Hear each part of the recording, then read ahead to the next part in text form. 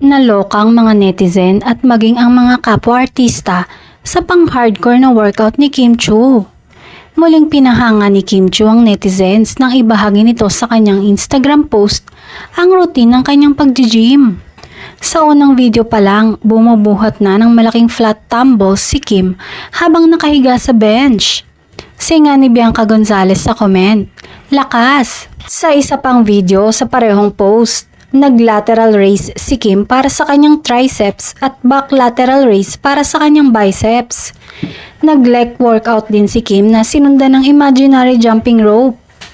Lokang-loka ang mga kapwa-star ni Kim gaya ni Nikki Valdez na napareact. Maging si Ogie Alcacid na sabi dahil may fitspiration ng aktres at kuhang-kuha ng mga fans kung ano ang tinutukoy ng singer TV host.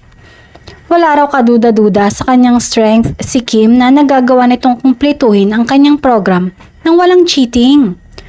Kahit si Kim natuwa sa kanyang kakaibang lakas.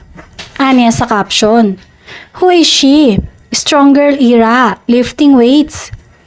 Pinuri din ng mga maka-Kim-Pao fans ang aktres dahil parehas nga sila ng rumored boyfriend nito ng pinagkakaabalahan at focus sa physical health.